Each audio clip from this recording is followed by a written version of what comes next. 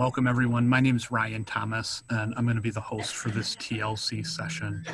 Thank you all for joining us for a panel discussion on first-generation college students. Please join me in welcoming the members of the Equity Council work group. Hello, everyone. Thank you for attending this panel discussion of the Ashford Equity Council Development Work Group focused on first-generation college students. We kindly ask participants to hold comments and questions until the end of the presentation. Thank you. I am Dr. Connie Lauer, a full-time faculty member of the Center for First-Year Experience and a first-generation college graduate. Being a first-generation college student means that you are the first person in your immediate family to attend college. That is, neither of your parents has a college degree. The National Center for Education Statistics indicates that 30% of all entering freshmen are considered first-generation college students. For Ashford, that percent is undoubtedly higher considering the demographics of the students who have chosen us as an institution that meets their need and desires for higher education. About 50% of all first-generation college students in the U.S. are low income, and they are more likely to be a member of a minority group. Many of the students I have taught in entry point classes for 12 years have been first-generation students. As the first instructor point of contact, I can affirm that they bring with them college readiness issues, financial challenges, lack of self-esteem, self-efficacy obstacles, and low family support. As Ashford instructors, we need to recognize those unique concerns of many of our students and understand how to address them for maximum success. It's the goal of this panel to present voices of these students through Ashford employees who are also first-generation college students themselves. Having an understanding of their experiences can help us design instruction and services that will bring success and increase retention for first-gen students. So at this point, each member of our esteemed panel will introduce themselves. I want to start with Mapi. Hi everyone, I'm Mapi. I'm intake specialist for student affairs. I work closely with Access and Wellness and our instructor issues and grade appeals department.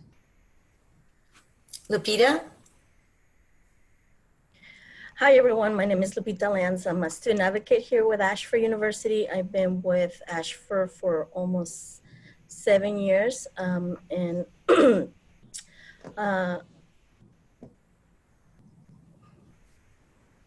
look forward to giving you some information about our experiences. Thank you, Lupita and John. Hello, my name is Dr. John Chavez, and I'm a practicum specialist with the College of Health, now the College of Arts and Sciences. I do work with students in health information management, public health, and Masters of Arts in Counseling and placing them in their practicum. I appreciate your attendance. Thank you. As you can see, we have much experience and wisdom in our small group. So the first question for all panelists is, what prompted or incentivized you to enroll in a college program as the first member of your family to do so? And we could start with John. Sure. In fact, Mr. Carlos Montoya, my adopted high school counselor, was the one who inspired me to go to college for the very first time. And coming from a background where my parents had no experience in higher education, it was extremely important to have an advocate, someone who would be able to help me through the process. He also impressed upon me that it was my responsibility to myself, my family, my community to be able to go to college and better myself. So very much an inspiration he was. Thank you, John. Mapi?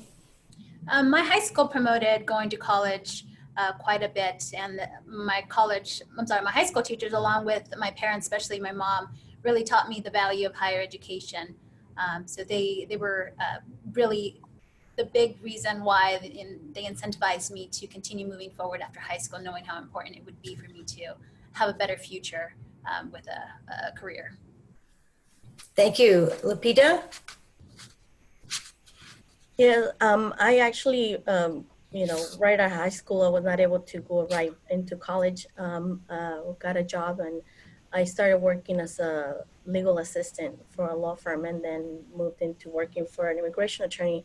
And she just kept telling me after almost a year that she wanted me to be able to do more than just doing the filing with the courts and translation. And that she saw something in me that I had, I guess, I struggled to see in myself, and asked me to just start going one class at a time.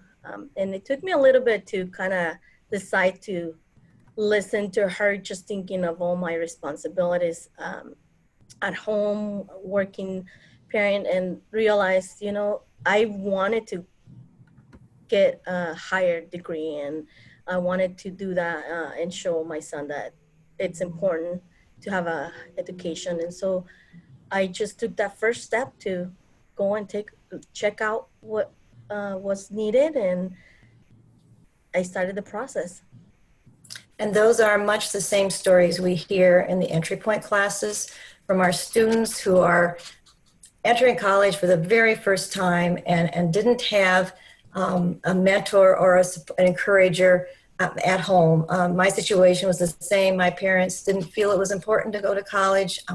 They had jobs that provided for our family, and it took mentorship from my college, from my high school teachers to encourage me to do that. So we serve as that also as instructors at Ashford. The second question is for Lapita. What major challenges did you face in pursuing a college degree? I think one of the biggest one was to really believe in myself. Like I said, that attorney saw something in me, and she continued to say, I want you to be able to go to court and represent clients, not just go and file the paperwork. And I thought, I don't have what it takes to do this. I think I'm too old to go back to school. I already have, responsibility at home. I have a child I have to provide for. And who's going to take care of me financially? So I think for me, was one of the biggest challenges was to really give myself permission and really believe in myself that I could do it, that I had the intelligence, that I did, that needed to have that confidence in myself that I can do it. I can go back and start and reach out and look at what I needed, because I was not the only one that was starting to go back to that journey of, after a big lapse in my education, going back to getting my bachelor's. I think I started with, okay, I'll just go see what it takes to do an associate's and get my certificate as a paralegal, and then go from there. And that was the biggest challenge, to really allow myself to say, yes, I can do this. I believe in myself, and move forward from there. Having confidence is a huge need for first-gen college students. I also started college and then quit because I was needing to work almost 2 full-time jobs to help my family with finances. And I didn't think I had the time, or I didn't think I had the ability to get through all that. And then as I decided to take one course at a time, and the next step, the next step, the next step. And that led to a doctorate eventually. So I gained confidence from the instructors in those courses that I took step by step. Okay, John has a third question. How did you stay motivated once you decided to attend college? There's a variety of factors. One of them was I know that my dad had spent a good part of his professional life in manual labor. I could see the toll it was taking on him. I also worked in a parts factory. I also worked in a levered lock factory, Schlag Lock, with the American Disabilities Act. And a lot of the people that I worked with, similar to Lupita's story, had encouraged me to go to school. I started out at the local community college. The people that I recall, Dr. Bowles, Dr. Andrade, both really continue to support me and inspire me. They knew my story, and in a word, what I'm saying is that they got to know me. I wasn't just a student in a class. It wasn't just a body in an aisle. I was actually, a breathing person to them, and they really took care to get to know me very well. When I transferred to Colorado State University, similarly, Dr. Rhodes and Dr. Mullen and a variety of people really took the time One of the most important people in that particular group was also Dr. Thiem. I did, in fact, leave school, and I went home for a semester. Financially, it was extremely difficult.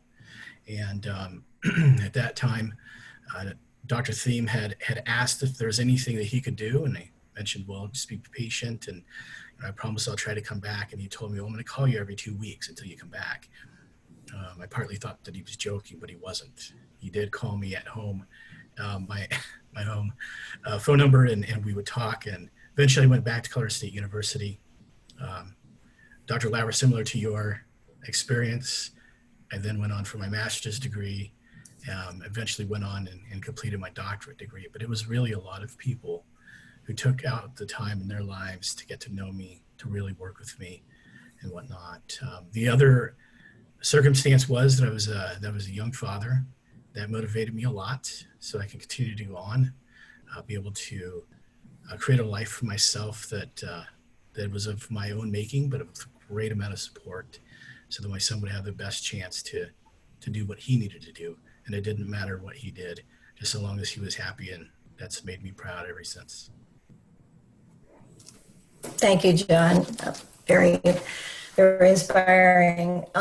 We may ask ourselves, how do we connect in that way with our students in a 5-week, 6-week class in an online university? And my suggestion is start from the beginning, the introduction. Pay attention to what those students are saying in your introductions. Don't just read through them in a cursory fashion and answer them with a canned response. See what they're saying. Get into their minds if you can, and find those students that you think need the extra help. And then carry that out through the 5 weeks. Every discussion they write, every paper, you can see where they're coming from and where they might be going, and you'll know those that you should contact and stay engaged with. Okay, Mapi is going to answer the next one. What resources and support kept you focused and committed? I really took advantage of what the university had to offer. I sought out information that I felt I was missing. I asked questions, and I actively participated in workshops and events that aligned with my goals. I also started connecting with other individuals who were first-generation college students, and I started building friendships and with those people that shared those similar experiences and were going through the same similar challenges that I was going through. Their support and really wanting to succeed, not just go to college, but finish college, really feel like I was succeeding in what I was doing, helped keep me focused and committed, and really supported my growth. Really the relationships that I started building with university staff and again others that were going through the same experience was very important throughout that process. Which says also encourage our students to join the clubs and the organizations that Ashford has available, and to take advantage of all the social media links that Ashford provides to be able to network with others similar to you. Talk to your students about that. Give them the links and tell them to talk. When you're online, it's so lonely. Tell them to get together with others in that fashion so that they have support and encouragement. Okay, John, question, what should we do at Ashford to help meet the challenges of first-generation students? Well, I definitely, Dr. Lauer, I think you really articulated the first step, and that's really meeting students at their life location. I think getting to know your students through their posts, asking not only critical questions, of course, based on course content, but also personal questions of students, really sort of helping them explore what they have to contribute. Myself and going on and, and teaching in higher education for more than 13 years, one of the greatest comments that I always got back from my students is that I try to relate to them. I've taught at large Research One universities and also at community colleges and everywhere in between. But my goal always was try to relate to my students, try to really get to know them, I think that meeting students at their life location, understanding they may have external tensions, family that may not be fully supportive, not in a bad way, but just not quite sure why they're going to school. Internal tensions because of their community wondering why they are going to school. For me, I did have those internal tensions where people in my own Latino community were wondering why I was going to college, why it really mattered to me. And I think you have to take it with a grain of salt, continue to push forward, continue to work as hard as you can. But likewise, I think when the students open up and share that with you as an educator, as an administrator, whether it's in career services or academic advising, or really all across, all three working together in concerted effort, really getting to know that student, I think is important. And then outside of that, finding community, being connected to other students, other units across the university. But then finally, for me at least, understanding that I'm a member of that community, not just a facilitator of education, that I can also help students navigate it. I've often told students that they may have felt like they just sort of landed on a different planet, but I'm their tour guide. I'm there to help. I don't have all the answers to everything, but we'll learn together. And I think that's really important for students to stay motivated for sure. I remember going home from college with a backpack full of books and sitting at the kitchen table and laying them all out. And my parents and family not understanding what I needed to do that weekend I was at home. Because they had never been to college, they didn't know that I needed time. I needed that time desperately. And so they would encourage me and pull me into other activities and family events, which was wonderful. But the support I was not getting from home, and so I needed to look somewhere else. And that's what we need to do as instructors also, is to provide that support. Now, all panelists are going to respond to what essential message would you give to our first generation students? So Lupita? Thank you. I think that one good reminder, you said it, it's that it's okay. That feeling of feeling overwhelmed and struggling with the feelings of can I do it, and that reminder of and I can do it, and taking baby steps, one thing at a time. Maybe going and doing now with technology, going on a link, typing in what you're interested in, and making that connection with with the chat and asking questions. There's no wrong question, wrong answer. Like John said, if we don't know all the answers, we'll connect you and do our best to connect you with someone that knows. And especially, you also talked about support. We have a lot of support in our communities, family, friends, whoever we feel that can. A lot of times they might not understand what we're going through, that we need that time to get that assignment done, and we do need to step away from the gatherings or maybe going out for a moment, and also being okay with ourselves when we say no. Right now, I need to do this. I need to do this extra research or whatnot. That it's okay to have those boundaries, and that it's okay that we're feeling overwhelmed when we're taking those initial steps. And it's a new experience, and believe in yourself. You can do it. Thank you. Mapi? I think an essential message that I would like to give is that success really does look different for everybody, and to have that self-talk, to analyze the position that you're in and the kind of support that you're in need. And a lot, my thoughts go or mirror Lupita's in terms of looking for resources. There is a lot of information, a lot of support in our communities, and in our schools, and really, again, with the self-talk, getting down to what it is that we need that will help us meet those needs and really guide us toward that finish line, whatever our finish line looks like, again, because success really does look different for everybody. Thank you, Mapi. John? I think really building on Lupita and Mapi's comments, I think giving yourself the permission to succeed, giving yourself the permission to fail and to learn from your failure, understanding that that's just a part of the way things work sometimes in higher education. You learn from it, you grow, and you move on. But also rewriting those tapes, the self-talk being aware of it, making sure that it becomes more positive than it does negative. Because I think once you really start to think negatively, it's kind of a self-fulfilling prophecy. I know I wasn't meant to be here. I know I'm right. I couldn't do it. All of that will actually affect the student's retention. They'll leave because they feel like they weren't necessarily invited to the community that they were a part of to begin with. And especially if you're an underrepresented student, and you come from a community of color, poor, rural areas, poor urban areas, any of those kinds of areas where people are less than represented, it's so easy to leave when you feel defeated. I wouldn't feel defeated. I would continue to align with people who are very positive, who are positive influences in your life.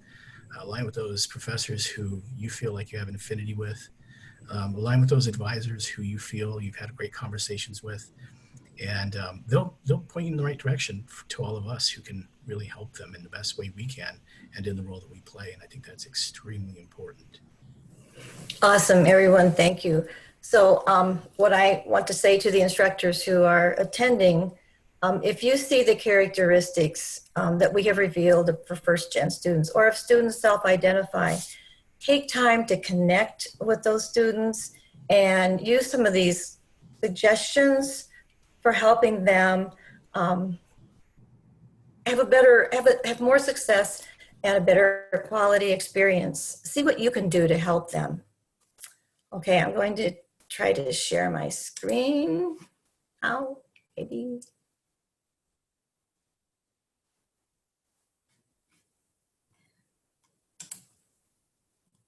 And okay, it isn't there. What I wanted to share with you is not there. So I apologize for that. I would just tell you what is on the screen. Caitlin James Homel in 5 things you can do to support first generation college students includes teach students about growth mindset, provide students with resources to assist with the financial aid process, assign instructors who are empathetic, engage fully with students, willingly counsel students with challenges, and direct students toward mentoring programs. Michelle Obama and U.S. Supreme Court Justice Sonia Sotomayor and U.S. Senator from Massachusetts Elizabeth Warren are all former first-generation college students. So institutional cultures, teaching practices, and academic support services need to be designed to support the challenges faced by first-gen students. This Friday, November 8th, the Council for Opportunity in Education, Center for First Generation Student Success, and institutions across the nation will hold the 3rd annual First Generation College Celebration. So thank you to my awesome colleagues for sharing their knowledge and experience, and to you for making this presentation a part of your day. And I think we have just a few minutes to accept questions if there are any.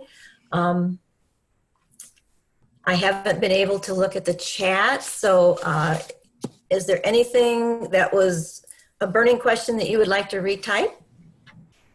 I just want to go over, I've been looking at the chat and I see one from Jennifer. She said, I agree, and I am curious to know how the faculty that work with us helped us through the moments of struggling, and I think that is very important to address. Somebody else talked about the struggle of the minority, being first generation, being part of a minority, different things that make it might feel like much more difficult to find that self-confidence to reach out and start the process. One thing that a presenter said earlier was just really be there at the moment with the student, like really validate and hear what they're saying. If they're asking you a question, they might not self-identify because it is hard to, for me at least, there was a sense of shame to say I'm the first one in my family to have a degree, because a lot of times depending on who we're talking with, that could feel like the assumptions of why didn't you do it right after high school, right? Why did you wait? What was stopping you from getting to what you need to get. And I think that just listening to our students when they reach out or ask a question, and being there for them is what's going to help them stay motivated, which is one of the biggest challenges for any student going back to school, either whether they're starting school as first grader, high school, freshman, or first year in college, or first generation. The motivation piece is, I think, essential. Thank you, Lupita. I agree. For me, it was very important to have my questions answered as quickly as possible and as completely as possible, because if the answer was delayed, I often doubted myself as to whether I should have asked the question, or whether I should have known the answer without having to ask the question. So I think for all of us as instructors, answering those questions from anyone quickly and efficiently and clearly is very important, but especially for first gen students. I think even as an educator, I had to stay firmly tied to my roots, and knowing that despite the fact that I earned a doctorate degree and taught for so many years, each and every semester, reminding myself that I came from a family where my grandfather was a foreman of a lettuce picking crew in the San Luis Valley in Colorado. That's where I come from. All of my education is amazing. It's been fun. It's been an amazing trip, but that's really where I come from. And some of my students might come from small farms in Nebraska where I got my PhD. They may come from really rural, poor areas in southern New Mexico where I taught at New Mexico State. I think always just being aware of my place and how staying rooted really helps to connect with your students, knowing that whatever life story they have, that you can be a part of it, not in any negative way. I don't believe in any silly questions whatsoever, because I had to ask every single one of them, believe me. Okay, well, thank you everybody for being with us, and I hope we have contributed to your knowledge growth today, and enjoy the remainder of TLC. Thank you. Thank you, everybody. Awesome presentation, very inspiring. Super big thank you to everyone in the Equity Council work group for your presentation, and special thank you to all the participants. There's more TLC to come, so enjoy the rest of TLC.